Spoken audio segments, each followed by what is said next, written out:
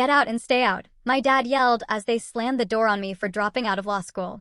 What they didn't know, I was already worth $30 million. The very next day, I moved into my Malibu mansion. 3 weeks later, they came knocking. Imagine hitting rock bottom. Not just a tough time, but rock bottom, the kind where your own father looks you in the eye, screams for you to get out, and tells you you're no longer his daughter. With just one suitcase and barely any money, I was out on the street. That was 3 years ago. Today, I'm sipping coffee on the balcony of my own multi-million-dollar Malibu mansion, watching the sunrise over the Pacific Ocean, and let me tell you, the view from here is sweet. So, let me take you back.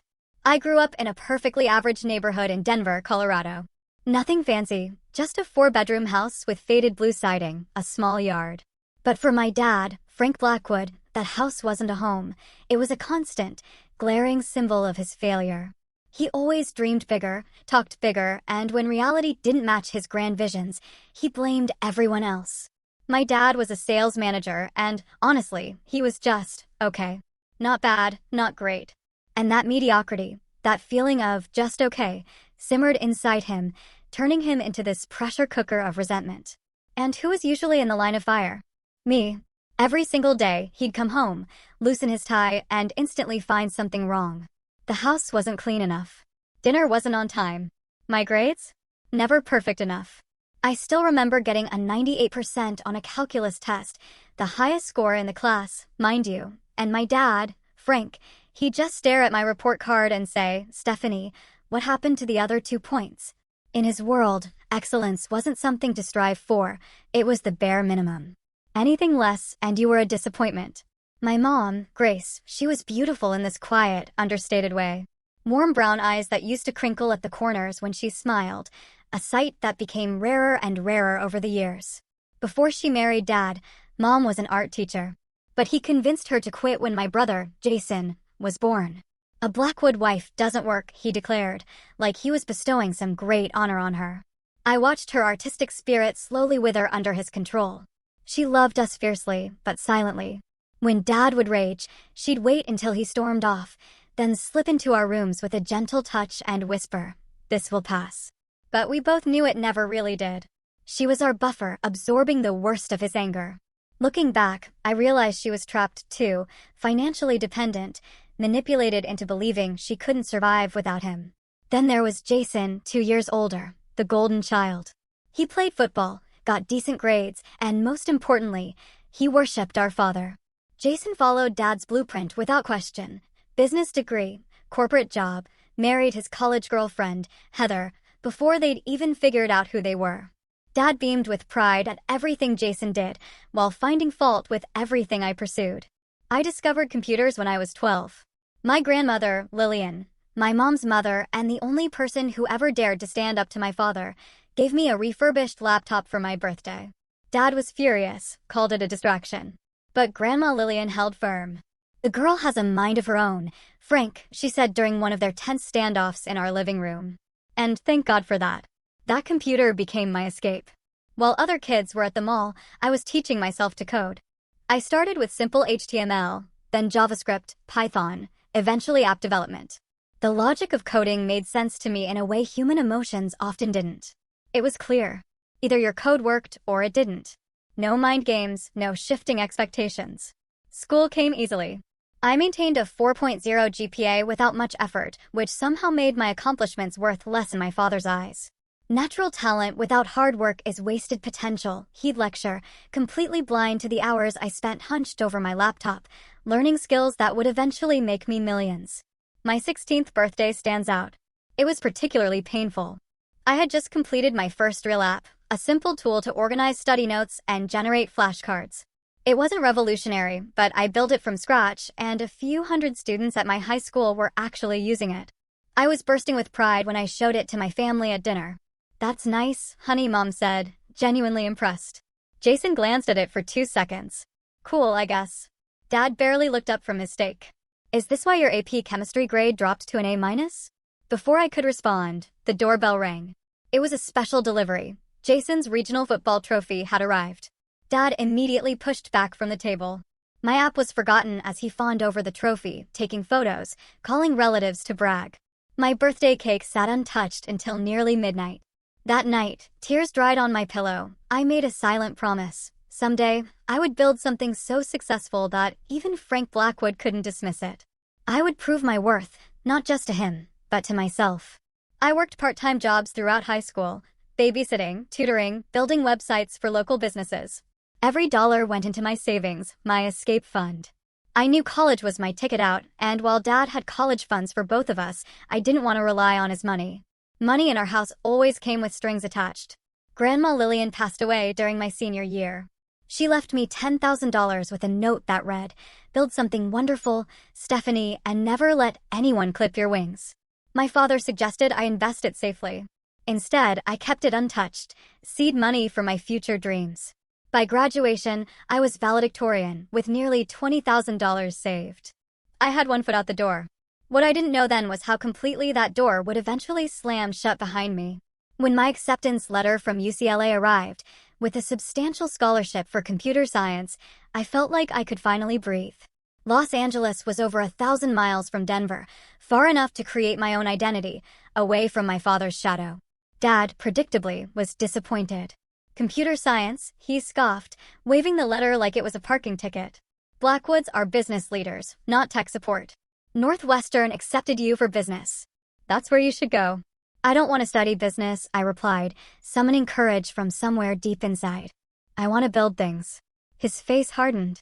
You're making a mistake. But it's your future you're ruining, not mine. Those words followed me to California, an unwelcome companion to my fresh start. College was still expensive, even with the scholarship. My savings helped, but I needed to work. I took a job at the campus IT help desk and picked up freelance web design projects. The schedule was brutal.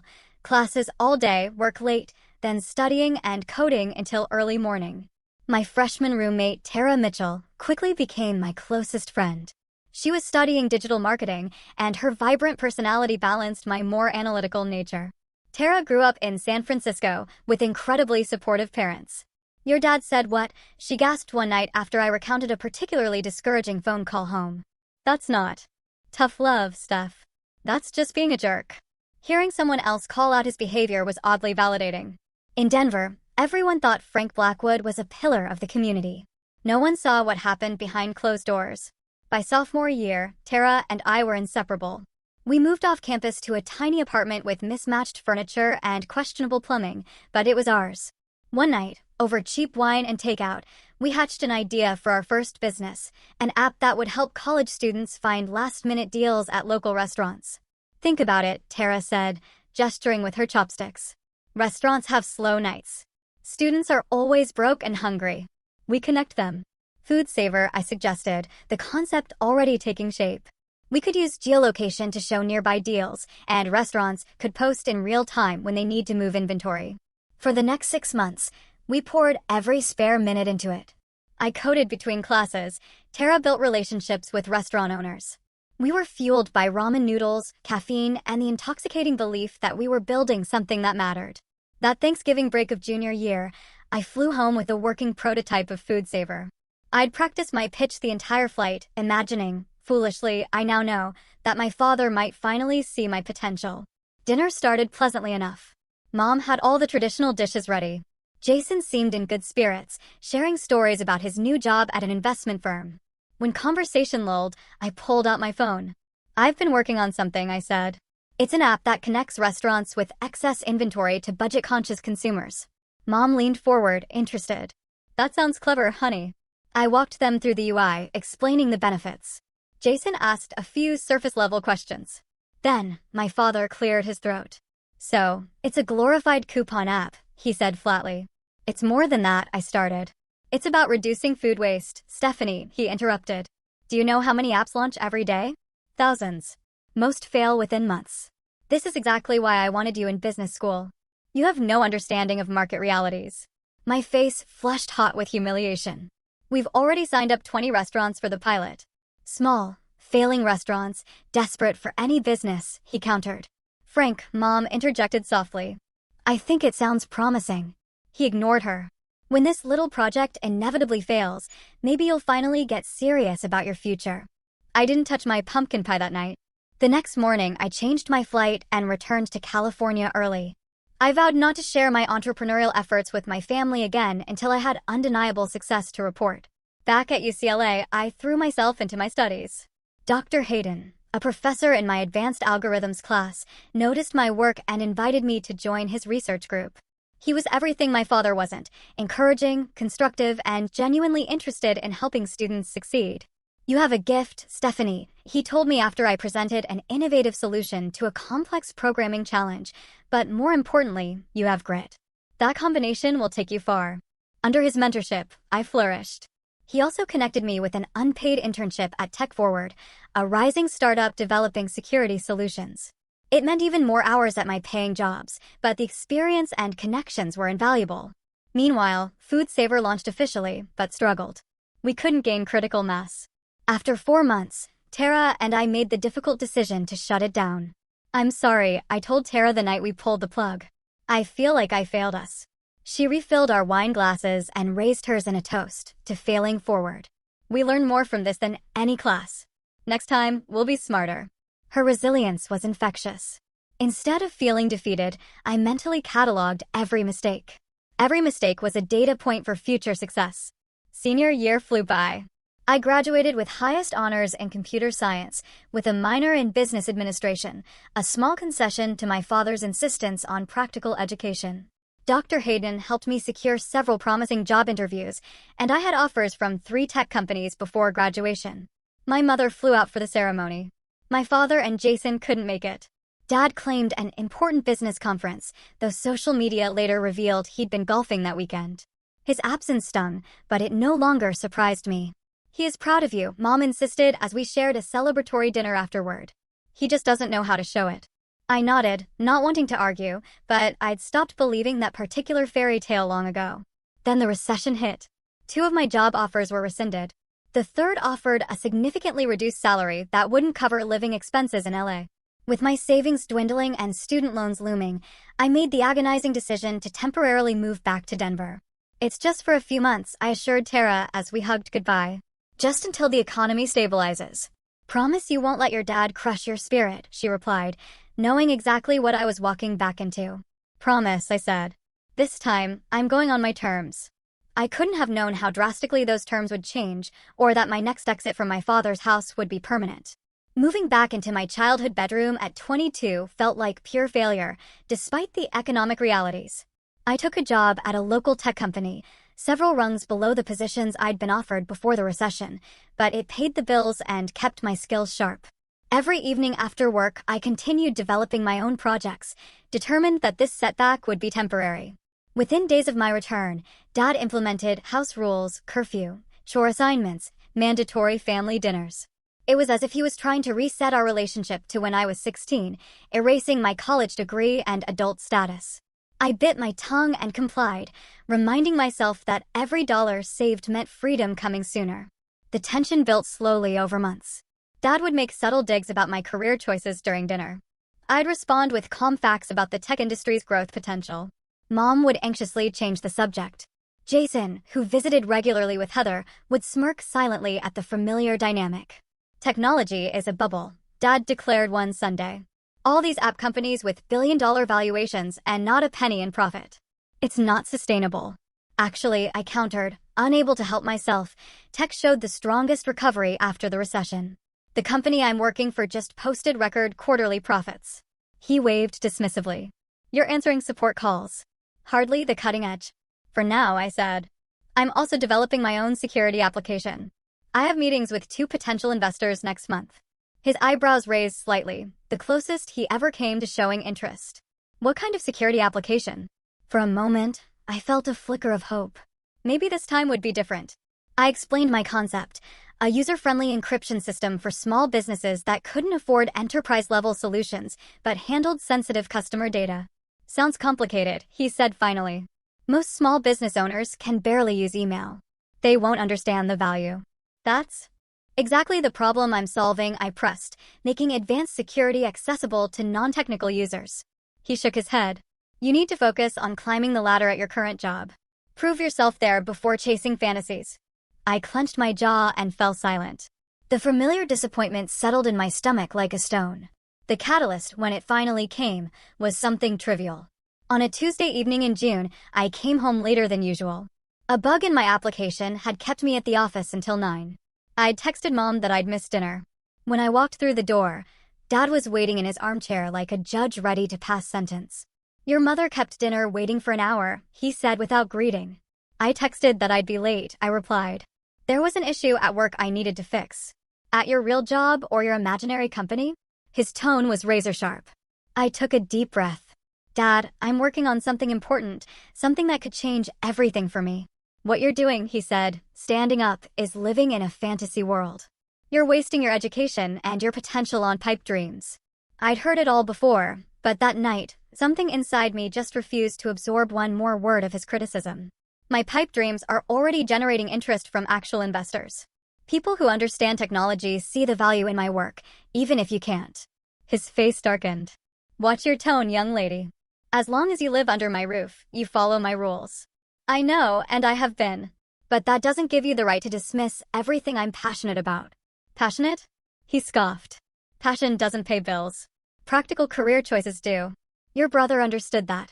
He's already being considered for a management position while you're still playing with computers." "I'm not playing with anything.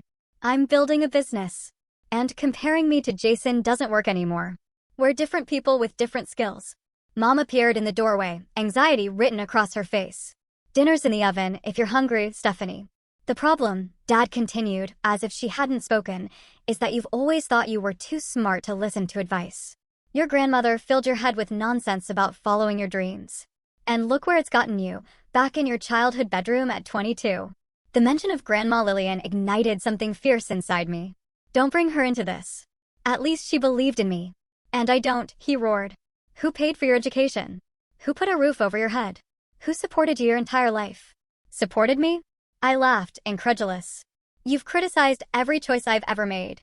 Nothing I do is ever good enough for you because you consistently make poor choices." His voice rose.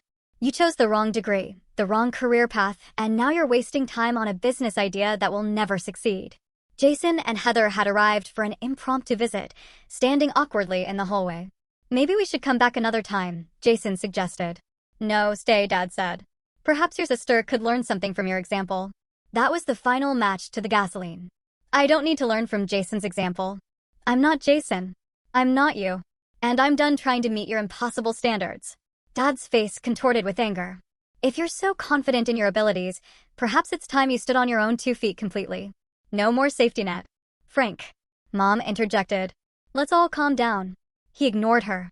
"I've carried you long enough. You think you know better than everyone? Prove it."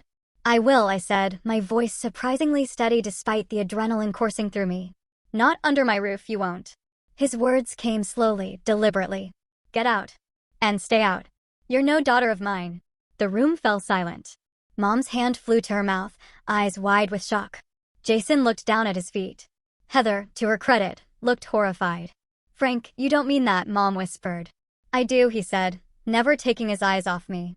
"She wants independence. She's got it. Tonight." I stood perfectly still, absorbing the full impact of his words. The pain was breathtaking, a physical ache radiating from my chest. But beneath the pain was something unexpected. Relief. The pretense was over. The conditional love had finally shown its true face. "Fine," I said quietly. "I'll pack my things." "Stephanie, no." Mom pleaded, tears streaming down her face. "Frank, stop this right now." But it was too late. Something had broken between us that couldn't be repaired with apologies or time. I walked upstairs, pulled out my largest suitcase, and methodically packed essentials.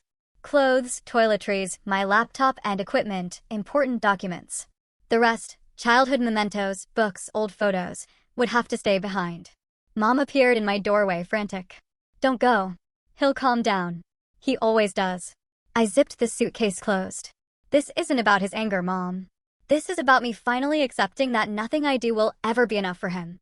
And I can't live like that anymore." "Where will you go?" she asked, her voice small.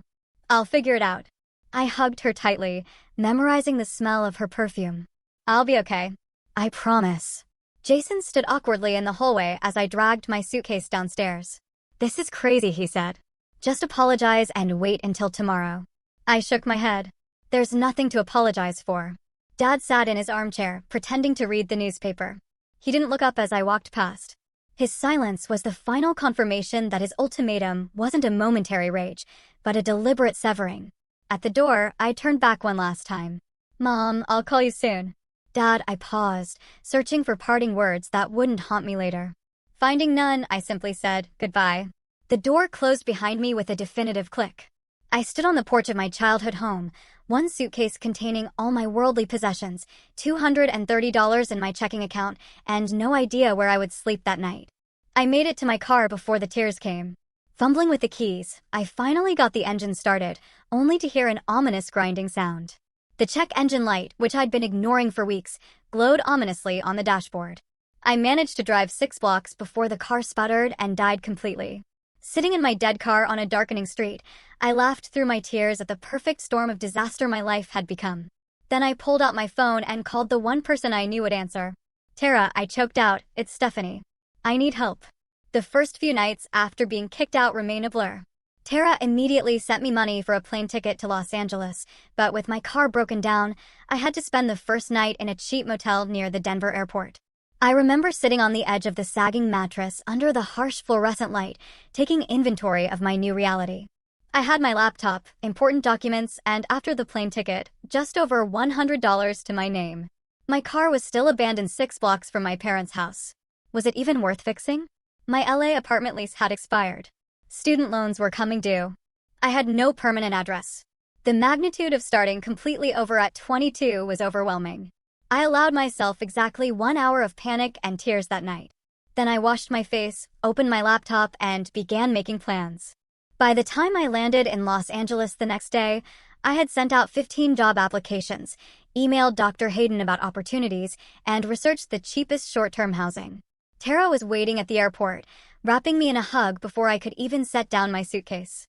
"You're staying with me until you figure things out," she insisted as we drove to her apartment. No arguments. Tara's studio apartment was barely big enough for one, let alone 2, but we made it work. I slept on an air mattress that slowly deflated overnight, requiring reinflation every evening. I kept my belongings neatly contained in my suitcase, trying to minimize my footprint.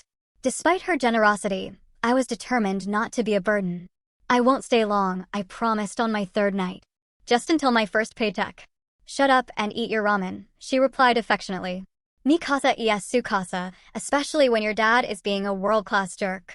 Pride made me want to call home and show them I was fine. Reality kept me from making that call. I wasn't fine. I was one missed opportunity away from true homelessness. And that knowledge kept me awake long after Tara fell asleep each night. A week after arriving in LA, I got an email from Dr. Hayden that changed everything. His former colleague needed a junior developer at a cybersecurity firm, and he'd recommended me. The salary was modest, but enough to live on, and more importantly, it was in exactly the field where I wanted to build my career. "They need someone who can start immediately," Dr. Hayden explained when I called him. "The interview is just a formality. The job is yours if you want it." I started the following Monday. The company, Secure Solutions, was small but growing, with Fortune 500 clients. My role involved debugging existing security protocols and assisting in developing new features. The work was challenging, exactly the experience I needed. With my first paycheck, I found the cheapest housing possible, a bedroom in an apartment shared with 3 other young professionals in a less desirable part of the city. Melissa was a paralegal, Brand was a personal trainer, and Dina was a restaurant manager. None of us were living our dream scenarios, but we made it work, establishing cleaning schedules and quiet hours, sharing communal items to save money. My bedroom was barely larger than a walk-in closet, fitting only a twin mattress on the floor and a small desk I found on the street and refurbished.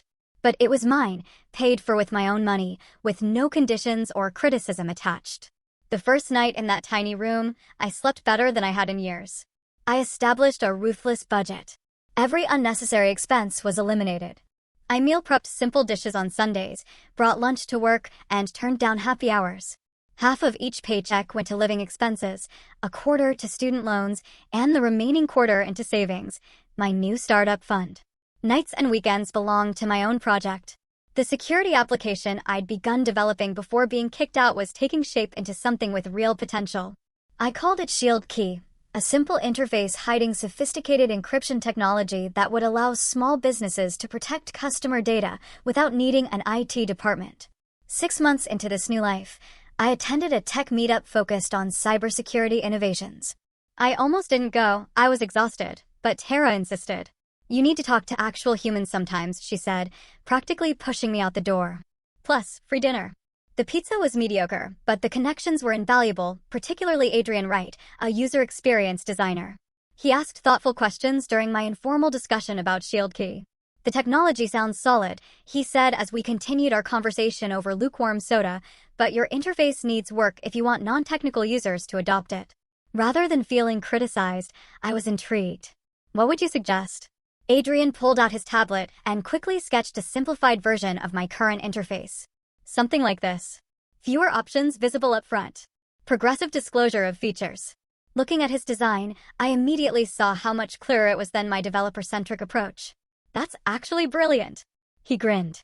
"Security people focus on functionality first, which makes sense, but users focus on usability. Combine both, and you've got something special." We exchanged contact information. Over the next few weeks, we met several times to discuss ShieldKey. Adrian's expertise in UX perfectly complemented my technical knowledge.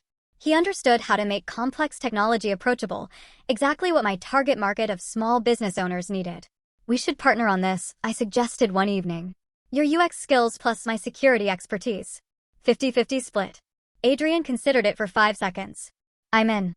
But we need funding to do this right." The search for investors became our shared mission. We refined our business plan, created a compelling pitch deck, and practiced our presentation until we could deliver it in our sleep. Then we started reaching out to everyone: angel investors, small venture capital firms, business incubators. The rejections piled up quickly. "Too early stage. Market too niche. Come back when you have users." Each no was discouraging, but we kept refining our approach, learning from the questions and concerns raised in each meeting. Our breakthrough came 9 months after my father had kicked me out. A small angel investor named Patricia Lawson, who specialized in cybersecurity startups, agreed to meet us. Patricia had built and sold 2 successful security companies and understood both the technical challenges and market opportunity of what we were proposing. "Most security products are built for enterprises with dedicated IT teams," she said during our meeting. "Small businesses are left vulnerable because existing solutions are too complex and expensive. You're addressing a real gap." After 3 follow-up meetings and extensive due diligence, Patricia offered us $150,000 in seed funding in exchange for a 15% equity stake. It wasn't a fortune, but it was enough to turn ShieldKey from a side project into a real company. The night after signing the investment agreement, I sat on the floor of my tiny bedroom, back against the wall, overwhelmed by how far I'd come in less than a year. From homeless to funded founder. From rejected daughter to emerging entrepreneur. I called my mother for the first time since leaving Denver. "Stephanie," her voice was cautious, as if she couldn't quite believe it was me. "Are you okay? Where are you?" "I'm in LA, Mom, and I'm more than okay." I told her about secure solutions, about ShieldKey, about the investment. She listened quietly, occasionally making small sounds of surprise or approval. "That's wonderful, honey," she said when I finished. "I always knew you would do something special." "Is Dad there?" I asked, hating how small my voice sounded. Her hesitation told me everything. "He's still processing things. Give him time." I swallowed my disappointment. "Tell him about the investment if you want, or don't. It doesn't matter anymore." But it did matter. Despite everything, some childish part of me still wanted his approval. Still wanted him to say he had been wrong about me. I just wasn't willing to sacrifice my self-respect to get it anymore. With funding secured, Adrian and I took the leap. We both quit our jobs to focus on ShieldKey full-time. We rented a small office in a startup incubator, hired a part-time developer, and began courting our first beta customers. The next 18 months were the most intense of my life. 16-hour days were the norm. I moved to an even cheaper apartment to stretch our runway. I learned about sales, marketing, accounting, human resources, all the aspects of business my father had claimed I was ignoring. Every decision, every dollar spent, was scrutinized. The pressure was immense, but unlike the pressure from my father, this was pressure with purpose. We were building something real. Our beta launch with 15 small businesses went surprisingly well. The feedback was positive, users particularly praising the intuitive interface Adrian had designed. We fixed bugs, enhanced features, and prepared for a wider release. Patricia introduced us to her network. Slowly, our user base grew. By the 18-month mark, we had over 300 paying customers, still small, but growing steadily and generating enough revenue to extend our runway. Then came the moment that changed everything. A well-known tech blogger focused on cybersecurity reviewed ShieldKey, calling it the security solution small businesses have been waiting for, adding, impressively sophisticated technology hidden behind an interface my grandmother could use. The article was picked up by larger tech publications, and suddenly our growth curve wasn't linear anymore. It was exponential. Within 2 months, we had over 2,000 customers and were generating enough revenue to hire 3 more employees. 6 months later, we hit 10,000 customers and moved to larger offices. Adrian and I were no longer doing everything ourselves. We had a team of 15 passionate people helping build our vision. 1 year after that review, we reached a milestone I had only dreamed about: $1 million in annual recurring revenue. ShieldKey had transcended from struggling startup to viable business, and the industry was taking notice. The first acquisition offer came on a Tuesday morning. I was in a team meeting when my phone buzzed with an email from the VP of Business Development at Data Fortress, one of the largest enterprise security companies in the world. They wanted to discuss potential strategic opportunities. I showed the email to Adrian after the meeting, trying to contain my excitement. This could be nothing, right? Maybe they just want a partner. Adrian's eyebrows shot up. Or they want to buy us. Data Fortress doesn't partner with companies our size. They acquire them. The meeting was scheduled for the following week at their headquarters in San Francisco. Adrian and I spent every spare moment preparing, researching their recent acquisitions, analyzing their product gaps that ShieldKey might fill, and debating what our company might be worth. The Data Fortress offices were everything our startup space wasn't: sleek, modern, with floor-to-ceiling windows offering panoramic views of the bay. We were escorted to a conference room where 4 executives in perfectly tailored suits waited. "We've been watching ShieldKey with interest," their VP began after brief introductions. "Your penetration in the small business market is impressive. We've struggled to reach that segment effectively." What followed was 2 hours of detailed discussion about our technology, customer base, and team. They asked pointed questions about our growth projections and competitive landscape. We answered honestly but strategically, highlighting our strengths without revealing all our future plans. Finally, the CEO joined us. Martin Green was known for building Data Fortress from a small consulting firm into a publicly traded company worth billions. He didn't waste time on small talk. "We'd like to acquire ShieldKey," he stated plainly. "We believe it would complement our enterprise offerings and give us entry into a market segment we've failed to capture." My heart raced, but I kept my expression neutral. "We're not actively seeking acquisition. Everyone has a number," he replied with a slight smile. "Ours is $2 million. It took every ounce of self-control not to react visibly. $2 million. It would change my life completely. I could pay off my student loans, buy a house, have financial security I'd never known. But looking at Adrian's carefully blank expression, I knew we were thinking the same thing. It wasn't enough. "We appreciate the interest," I said carefully, "but we believe ShieldKey has significant growth ahead. $2 million doesn't reflect our current value, let alone our future potential." Martin nodded, unsurprised. "Think about it. The offer stands for 2 weeks." On the flight back to Los Angeles, Adrian and I dissected every moment of the meeting. $2 million is insulting," he said. "We're already generating close to $1 million in ARR, growing at over 20% month over month." I agreed. But the fact that Data Fortress is interested at all validates everything we've built. Others will follow. Adrian was right. Within days of declining Data Fortress's offer, we received inquiries from 2 other major security companies. Word had gotten out. We were in play. Suddenly, ShieldKey wasn't just a promising startup. It was a valuable acquisition target. The next 6 months were a whirlwind. We hired a chief revenue officer with experience scaling security companies. We expanded our engineering team to accelerate our product roadmap. We moved again to offices that could accommodate our growing staff, now numbering 35. Our customer base crossed 25,000, and our annual revenue hit $3 million. Industry analysts began mentioning ShieldKey as a disruptive force. We were invited to speak at major tech conferences. A prominent tech magazine included me in their 30 Under 30 list of promising young entrepreneurs. The next acquisition offer came from Secure Tech, the largest competitor to Data Fortress. Their initial offer was $8 million, a significant improvement, but still not reflective of our growth trajectory. After 2 rounds of negotiations, they increased to $12 million. It was tempting, very tempting. But our momentum was only increasing.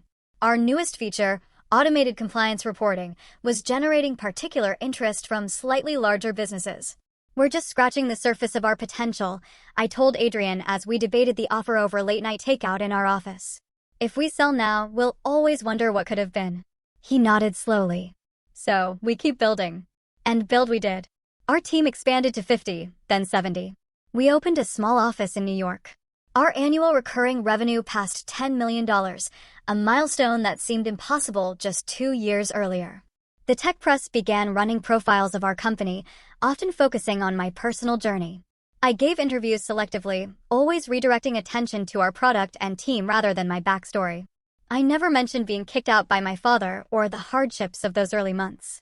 That pain was still too personal to share publicly. 3 years after being thrown out of my childhood home, I received an email that changed everything again. The subject line was simple: acquisition discussion. Privacy Guard. Privacy Guard was the undisputed giant in our industry, a publicly traded company with over $5 billion in annual revenue and the most respected name in data security. Their CEO wanted to meet. Personally. The meeting took place at their headquarters in Silicon Valley. Unlike the Data Fortress meeting, this one started with the CEO himself, James Wilson, a legendary figure in tech. "I rarely do these meetings personally," he said after we were seated in his surprisingly modest office, "but I've been following ShieldKey's progress with interest. You've accomplished something remarkable, making enterprise-grade security accessible to businesses that previously couldn't afford or manage it." We spent the first hour discussing not financials, but vision, where we saw ShieldKey evolving, how we thought about the future of security, what challenges we found most pressing. "Our philosophies align," James said finally. Which brings me to why I asked for this meeting.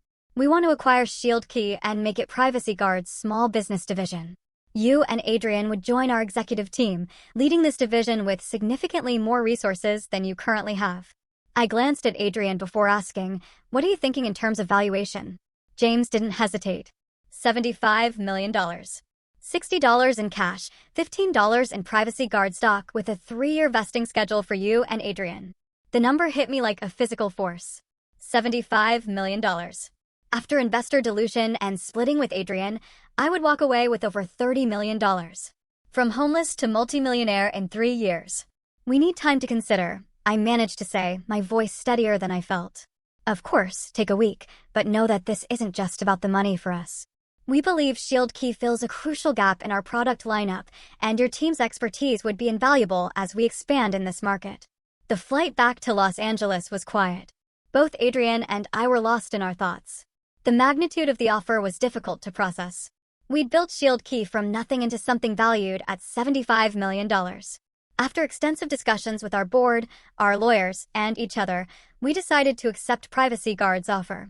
The acquisition would give our technology the reach and resources to help far more businesses than we could achieve independently.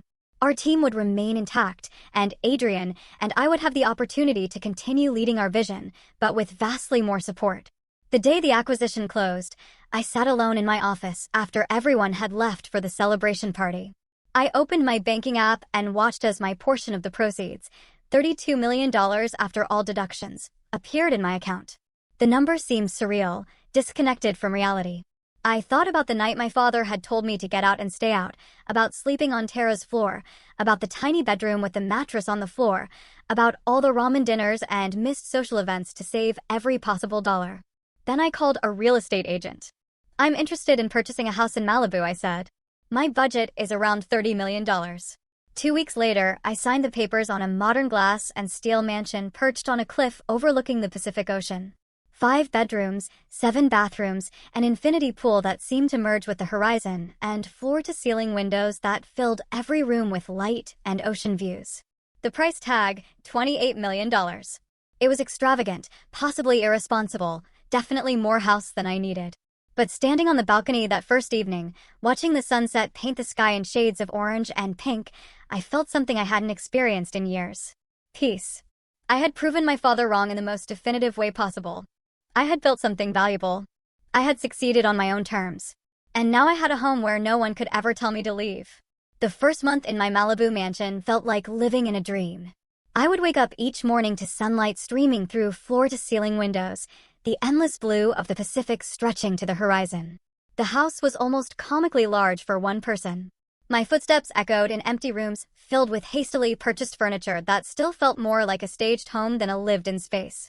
I hired a housekeeper, a groundskeeper, and a personal assistant to manage the practical aspects of my new life. When the housekeeper asked about my preferences for various rooms, I often had no answer. I never had the luxury of preferences before. Only necessities and compromises. Whatever you think is best became my standard response, which visibly frustrated her. She wanted direction. I was still adjusting to having choices. The transition from scrappy entrepreneur to wealthy executive came with unexpected challenges. At Privacy Guard, I led a division with 100 employees and a substantial budget. People looked to me for decisions affecting millions of dollars and countless customers. I handled those responsibilities with confidence born from building ShieldKey from nothing. But in my personal life, I felt strangely adrift. The constant struggle that had defined my existence since college, the necessity of working 16-hour days, of tracking every dollar, of making each decision with survival as the primary consideration, all vanished overnight. In their place was a void. I didn't know how to fill it. Adrian noticed during one of our strategy sessions. "You seem distracted lately," he said as we grabbed coffee. "Everything okay with the new place?" "The house is incredible," I replied automatically. "I still can't believe it's mine." He studied me for a moment. "That wasn't what I asked." I sighed, grateful for a friend who knew me well enough to see through the surface. "I should be ecstatic, right? I have everything I've worked for, but sometimes I wake up in this massive house and it feels empty." "Have you told your family about any of this?" he asked carefully. He knew the broad strokes of my estrangement, but not all the details. I shook my head. "Mom knows I'm doing well, but not specifics. I haven't spoken to my father since the night he kicked me out." "Maybe it's time," he suggested. "Not for his sake, but for yours." His suggestion lingered in my mind for weeks. I maintained minimal contact with my mother through occasional phone calls, always brief and focused on surface-level updates. She knew about ShieldKey's success in general terms, but not about the acquisition or my new wealth. I'd asked her not to share even those limited details with my father, though I suspected she had. Jason had reached out once shortly after a tech publication ran a profile mentioning ShieldKey's rapid growth.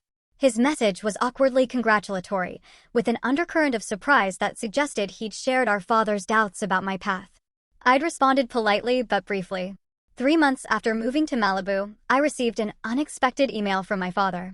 The subject line was simply, "Congratulations, Stephanie." The message read, "Your mother showed me the article about your company's acquisition. Impressive accomplishment. Would like to reconnect when you're next in Denver, Dad." No apology. No acknowledgement of our estrangement or his role in it. Just a curt note that managed to be both congratulatory and demanding at once. Classic Frank Blackwood. I didn't respond immediately. Part of me wanted to ignore it completely, to let him feel a fraction of the rejection he'd inflicted on me.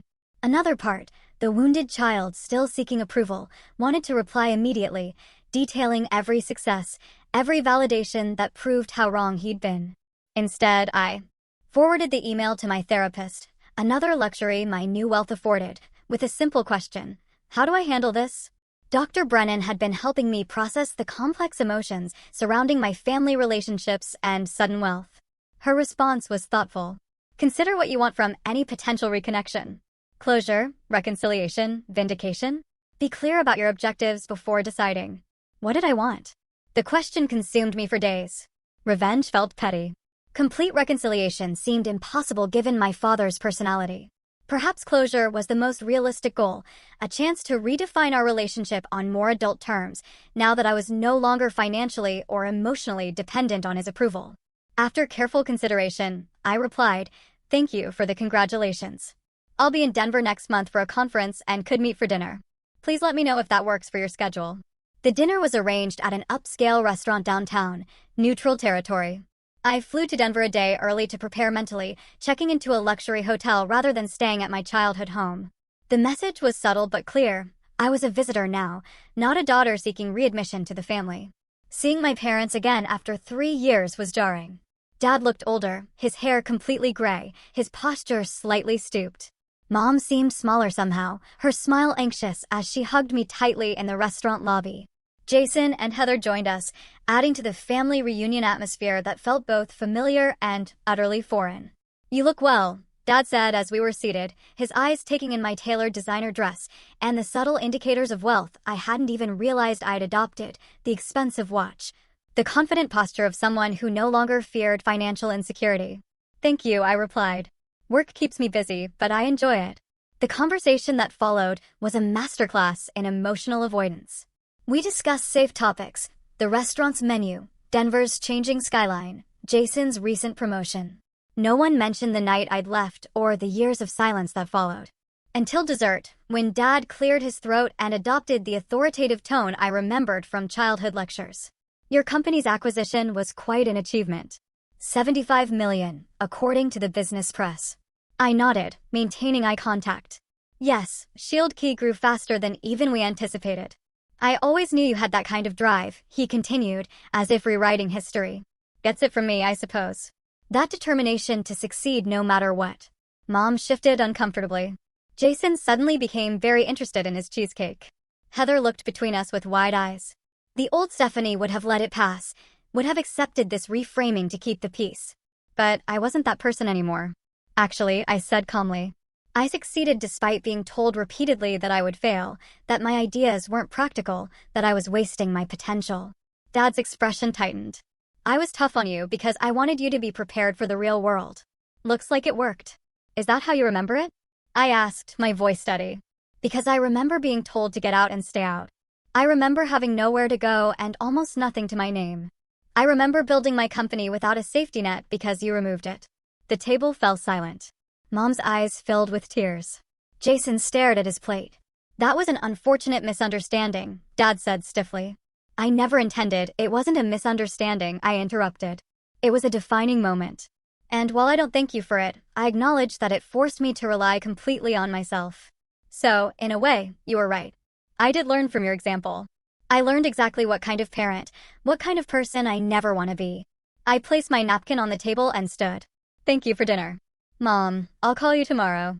I think I need some air." Outside the restaurant, the cool Denver evening air helped calm my racing heart. I hadn't planned to be so direct, but hearing him attempt to co-opt my success as validation of his parenting had triggered something primal. My phone buzzed with a text from Jason. That took guts. He needed to hear it. "Call me tomorrow." Unexpected tears pricked my eyes. Perhaps I wasn't as alone in my perspective as I thought. Back in Malibu, the confrontation with my father triggered a cascade of emotional aftershocks. I experienced my first panic attack in my palatial living room, gasping for breath on a couch that cost more than my entire first year's salary at Secure Solutions. The irony wasn't lost on me, having everything I'd worked for and still feeling like I was drowning. Dr. Brennan helped me recognize that financial success, while validating, hadn't healed the deeper wounds of conditional love and rejection. "Your father's approval was the currency you sought your entire life," she explained. "Now you have literal currency beyond imagination, but that emotional currency is still missing. It creates a cognitive dissonance." The healing process wasn't linear. There were days when the emptiness of my beautiful house felt overwhelming. Other days when the view of the ocean filled me with genuine peace and gratitude. Gradually, I began to make the space truly mine. Replacing generic furnishings with pieces that reflected my personal taste, converting one of the unused bedrooms into a home office where I could work on new ideas. I established the Blackwood Foundation, focused on supporting young women in technology with mentorship and seed funding. The foundation gave purpose to my wealth beyond personal comfort, allowing me to create the support system I wished I'd had during those early struggling days. 6 months after the Denver dinner, my mother visited Malibu alone. Seeing her reaction to my home, the genuine happiness in her eyes as she explored each room, helped me see my success through a different lens. Not as vindication against my father, but as an achievement worth celebrating for its own sake. "I always believed in you," she said as we sat on the terrace watching the sunset, "even when I didn't stand up to your father the way I should have." "I hope you know that." "I know, Mom," I replied, and was surprised to realize I meant it. Her failings as a protector didn't negate her love, complicated as it was by her own limitations. She stayed for a week, longer than we'd spent together since I left for college. In that time, We began rebuilding our relationship as adults, not mother and dependent daughter, but two women with shared history and genuine affection. Jason and I reconnected as well, our adult relationship healthier than our competitive childhood dynamic. He visited with Heather and their newborn son, my nephew Thomas. Holding that tiny human, I felt a fierce determination that he would never experience the conditional love that had shaped my childhood. My father remained distant. Our contact was limited to occasional emails and brief phone conversations on holidays. I accepted that a meaningful relationship might never be possible given his inability to acknowledge his role in our estrangement. That acceptance, painful as it was, brought its own kind of peace. 3 years after acquiring my mansion, I no longer felt like an imposter in my own life. The house had become a true home, filled with memories of friends gathered around my dining table, of quiet mornings watching dolphins play in the distance, of late nights working on new ideas.